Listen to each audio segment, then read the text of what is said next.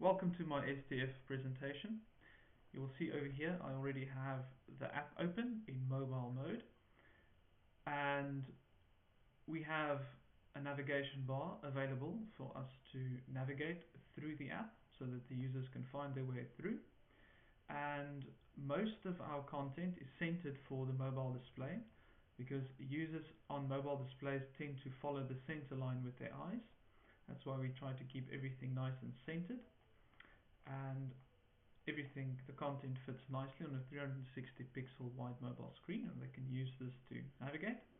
Our navigation menu uses the hamburger as a drop down as a way to interact with it, and it also has the ability that if we click anywhere away from it, it will close itself off. Now, going on to the different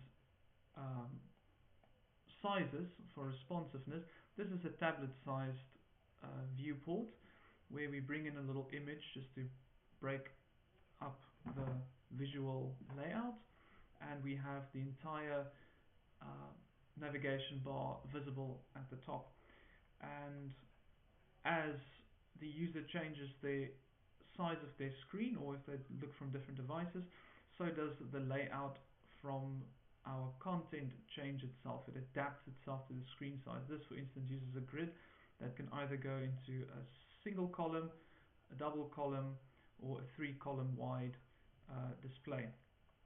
And we also have this little beautiful stats display, which it will only trigger whenever we view over it. So when it comes into the viewport, it will trigger. It will not trigger when we are not looking at it. So that is for our display. And then for our large display, for massive monitors, we cap the display size to 128 pixels, and then really making use of our white space so that it's easy on the user's eyes. Since our target audience are software developers, we can assume that the majority of them are going to have large screens, and we don't want to clutter them with information, and we don't want them to be running all around the place. So this is already loaded, so it's not going to run a second time. But if we go, for instance, up back here and we reset it by reloading the page, we will see that it just activates a second time, and our information is clearly visible to them. We've got plenty of links going to our social media pages, as well as our terms of service and our privacy policy, all the legal documents. We've got our contact information, which we make use of this custom handlers.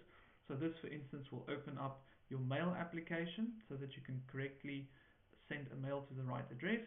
This will open up a telephone handling application, and this will open up a new tab with our location in Google Maps. Right, for our product features, I decided to just do a little pop out. The reason being that color changes tends to be negatively perceived on the eyes and can make readability quite low. And that's not what we want, especially for something as crucial as being able to read the product offerings.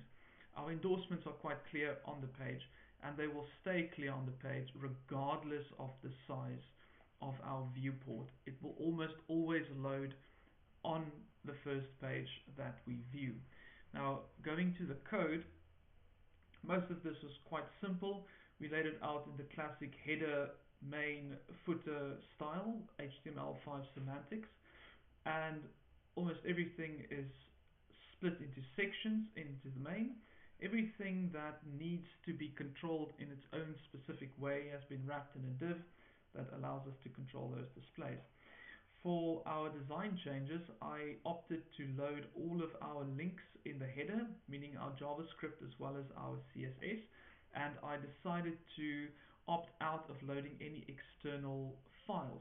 So on the input files for our CSS, I statically defined our fonts that we will be using, as well as for the custom fonts or the custom CSS. I had to write some rules, which is not easily handled by Tailwind, but it allows us to bundle it up into the processor, which is going to spit out a well-defined CSS document for us to use. I've defined the function over here. It runs on the toggle button as well as the body. On the button, it allows you to open up the navigation bar, and on the body, anywhere you click will dismiss this. And for the counting function, I retrieved it into a static file and leveraged the intersection observer in order to make it load on view, not on page load. So that is the basics of this project. Thank you very much.